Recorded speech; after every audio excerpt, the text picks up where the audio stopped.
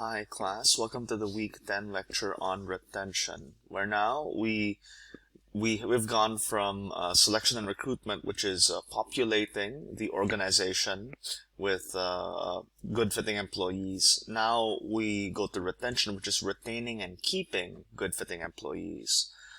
And the main lesson in retention really is a quote I want to start with by David Serrata.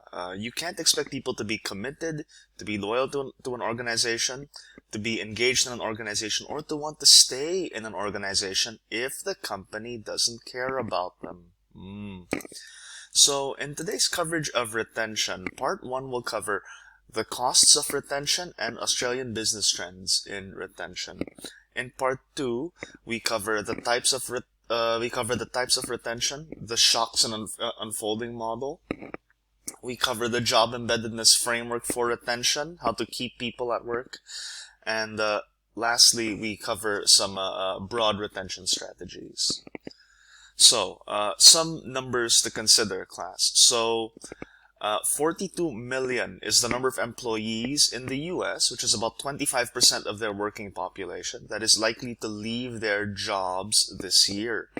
77% is the ratio of quitting employees who could have been retained if the organization tried to retain them effectively. So this is based on 234,000 exit interviews. And those of you who have work experience will probably relate to this figure, where you've seen people leave and you may think these people could have been retained if the organization was just a little more careful. And the cost of retention to US employers in 2020 was $680 billion US dollars. Now, class, why is retention so costly, so expensive? Well, first we have to consider the economic cost. The process of turnover involves HR staff time, the manager's time, paying for accrued paid leave, having a temporary replacement come in, yeah. And then there is also, on the other hand, all of the training costs delivered to the departing employee is also lost. So all the formal training given to them, on the job training, the mentor's time, the time spent socializing them so they get to know others in the organization. So that is all lost as well when the person leaves. And then there are other costs to consider. So there are delays that may occur when the person departs, right? Because the team is no longer as fully functional with one fewer member. Quality may drop. Clients may choose to depart along with the employee. The employee could join the competitor. And then there's the very real possibility, class, of contagion, which is when one employee leaves, others follow not long after. It's the canary in the coal mine phenomenon, yeah? It's like one person leaving can like sound the alarm for others. And in addition to this, there are, as you can imagine, the replacement costs. So having gone through all the rigmarole of recruitment and selection that's necessary for replacing an employee, you can imagine all the costs involved, yeah? Staffing costs for new hires, hiring inducements, HR induction costs, orientation costs, and so on. And class, looking here, we have turnover rates by industry in the US. We have limited data in Australia, which what we do have, I will cover in a bit. So what we see is that turnover tends to be higher in the service industry. So we have hospitality and retail, and tends to be a little bit lower in manufacturing and educational services. Yeah, so it tends to be more common in the service industry as a consideration. And we see here that in these industries we see pretty high turnover rates of 50% at the minimum. Yeah, in food service. So what about here? Yeah, now what we know in Australia, like in the previous lectures, I have reinforced how much of our knowledge is outdated. The knowledge that we have that is systematic is outdated, and the knowledge that we have is a little more free form is more recent. So the same applies here. what I'm going to draw on here is a retention white paper put together by ARI in 2018, yeah, which is data collected from 501 ARI members. So HR people who are affiliated with ARI filled out a survey providing all these information on retention indicators, yeah. So what they found was the overall turnover rate in their firms, as reported by the ARI members, is 18%. And when asked, on average, they would prefer a turnover rate closer to 10%. So they would prefer to lose only 10%, say, every year, rather than 18%. Yeah? And sometimes, one thing to consider, class, is that some turnover is okay and is desirable or is inevitable. Yeah? For example, due to restructuring. Like NAB got in the news relatively recently for getting rid of 6,000 traditional jobs and replacing them with 2,000 digital roles, partly to cut costs.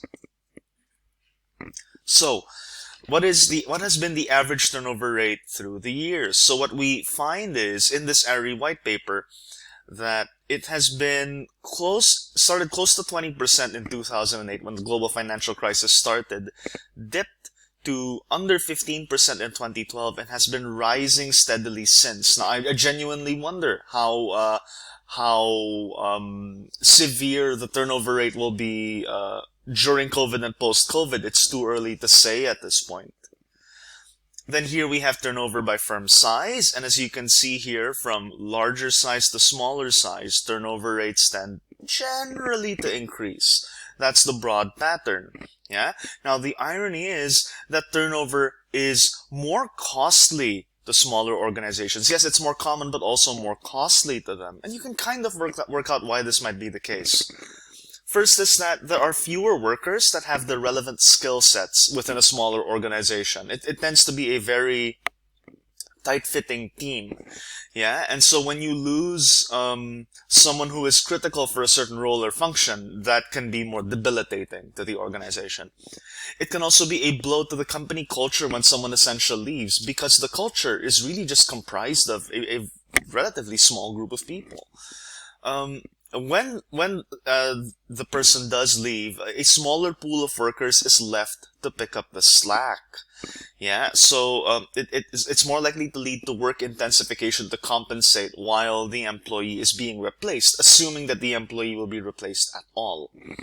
And lastly, that smaller firms will just generally have fewer resources to compensate, to cover replacement costs. Yeah, so the financial burden on smaller organizations is larger from turnover, which may explain, class, why last week we noticed that smaller organizations relied more on employee referrals for recruitment rather than job postings, because referred employees tend to be more likely to stick around. They have lower turnover rates. Yeah, and so by that thinking, we can see how this referral technique can benefit smaller organizations by attracting employees who are likely to stay and not impose this additional burden to the organization when they just up and leave. Now, let's look at turnover by age demographic class. What we find is the highest turnover rate at the time. These are people aged 26 to 35, so your millennials, yeah, were the ones who are most likely to be to leave. And turnover rates started fewer organizations reported high turnover rates among the older job incumbents in the organization. So, how to interpret this figure, class, is this is HR officers being asked which age demographic is the one that has left the most from your organization. And so the most 37% said, oh, the most seem to be millennials, with 21% saying, no, you know what, it's generally equal. Now, these HR officers were also asked, how do you perceive the turnover levels in your organization? Are they too low or too high? And looking at the mode, the most reported answer, it's slightly too high. So generally, if you add these up, there's about 22% and 37%. Some approximately 60% report that they would want to reduce the amount of turnover in their organization. So they would prefer less rather than more. And when asked, what is the main reason for turnover in your organization? Here we have a list of possible responses and how often they were endorsed by these HR officers. So at the top, we have lack of career progression opportunities. So career progression is critical for keeping employees. It can be very hard to retain employees when they have clearly hit a plateau in the organization and have nowhere else to go. The second highest, endorsed by just under half, was better pay elsewhere, newer career opportunity, and fourth is poor relationship with the supervisor or manager. So this, you may have heard that people don't quit jobs, people quit bosses. There's some evidence for that here. It's fourth on this list of reasons people quit. Yeah? Fifth class is lack of training and development opportunities. Now, far lower, closer to 15%, is poor work-life balance, poor job design, leaving the workforce permanently, maybe retirement, for example, yeah, and so on and so forth, class. But clearly, it is growth opportunities that drives, or rather the lack of growth opportunities that drives turnover in this group, as well as really just bad bosses. Now, what do organizations do to retain employees? So again, these HR officers were asked, which of these things does your organization use to retain your workers? And near the top of the list, we have training and development opportunities. Very good. That makes sense. Flexible work arrangements, fairly common, probably more so post-COVID.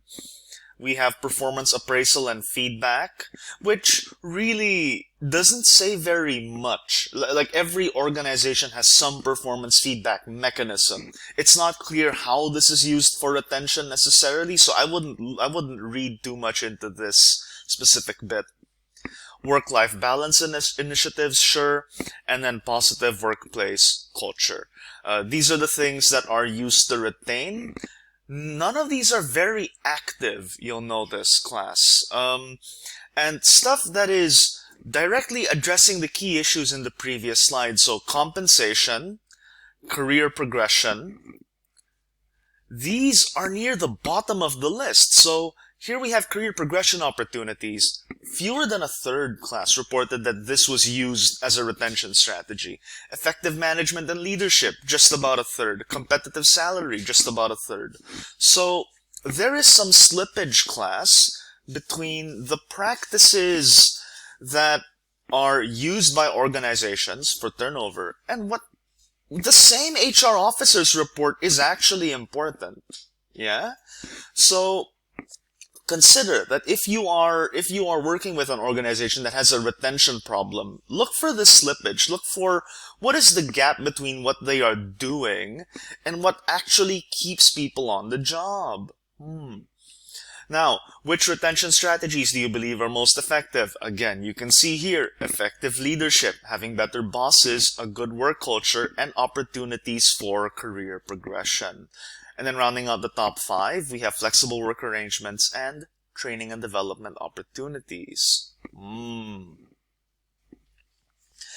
Now, these HR officers were also asked, were given open-ended questions. And the open-ended question here was, if you believe your retention strategy is ineffective, why is that the case? So one answer was, many employees are seen as expendable and they are treated that way. Because there's an acceptance of a status quo that people will leave, so deal with it. This is a very fatalistic view that turnover is inevitable. We can't do anything about it. People just leave because they leave because they want to. They leave because they can. This is sad because when you remember the statistic from earlier in this part of the lecture class, over 70% of employees who quit are retainable. They are retainable. And here, organizations like to delude themselves into thinking, no, they're not retainable. Yes, they are. They are retainable. Why is it ineffective? Because there are no retention strategies. There was lack of exit interview, lack of follow-up regarding issues, lack of training for management, which leads to poor culture in the workplace. So this is like bigger endemic problems of just not really caring, not taking this seriously. And then, again, critically, and I highlighted this in bold because it really captures the key point. The company has a greater focus on output and less on people. So it's all about meeting the bottom line and not about looking after people. And when this happens, people leave and you fail to retain them. Next, more responses, class. Lack of leadership at the executive level, lack of executive accountability, and lack of concern. So here the problem is all the way at the top. It's a top management disregard for employees. Similar here, management is out of touch with people and how they're motivated. Retention of staff is not prioritized until we start losing staff. Then it becomes a priority. Again, for those of you who've been working for a while, this is a tale as old as time, class, being reactive rather than proactive. There's no focus on succession management for critical technical roles. People just walk out the door with years of tacit knowledge. This is, again, another critical issue, is if turnover is a problem, yes, you can focus on retaining people, but the more immediate concern is succession management. How do you ensure that people who leave don't, or rather that the replacement has adequate knowledge and adequate ability to take on the role that was just vacated, yeah? A clear succession management system is a good first step. Now, for those who believe their retention strategy is effective, why? Now, here we see some very simple things, but generally helpful. So first is this person who said that they conducted exit interviews and actually analyzed the data, and when they did so, the people who left reported the benefits of working at the organization, and they actually provided suggestions on how we can improve. Yeah? So exit interviews and taking them seriously is a good place to start. Then we have this one reporting a broad range of strategies that are constantly changing and improving. This is a bit more vague. Driven by strong leadership. So starting at the top really does make a difference.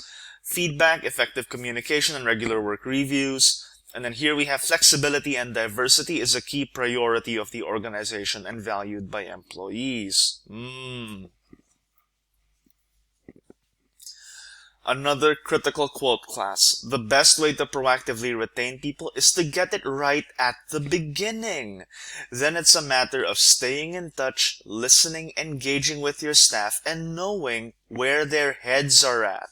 If your leaders and managers do these things well, especially with key talented people, then turnover always goes down. Yeah? To proactively retain people, you need to get it right. So start the relationship strong and then stay connected with them. Stay engaged and be attentive to what is happening. And note that they want these behaviors not from you, the HR officers necessarily, but from their supervisors and from top managers. Yeah, I think it's, granted that HR officers will be displaying these behaviors, but it really does need to come from management.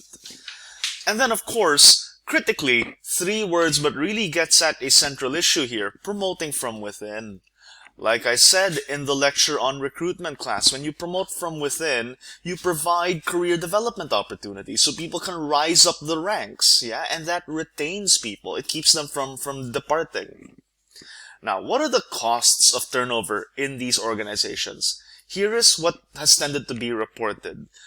1.5 times the annual salary of the worker, which is pretty wild to think about, class. That losing an employee will end up costing the organization 1.5 times their salary.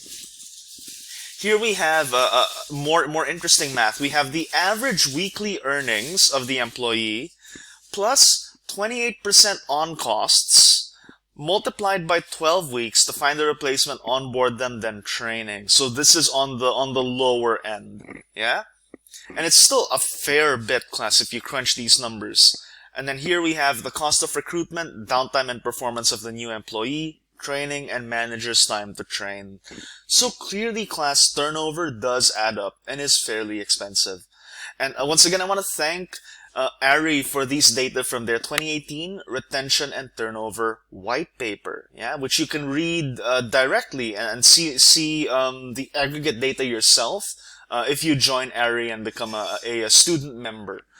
And so, class, while this is all very helpful, we still do need updated data that is, number one, post-COVID, and number two, that is surveying more broadly than just ARI members, because we have data from some 500 ARI members, so 500 organizations, which is ultimately not that much. So we do need more, and I do think that this, just as before, could be a strong honors project if someone wanted to take it on, which is doing like an audit of many organizations and how they actually carry out their retention practices and what their retention rates are like, and so on. And that's it for part one. And part two, we will continue with our turnover lecture.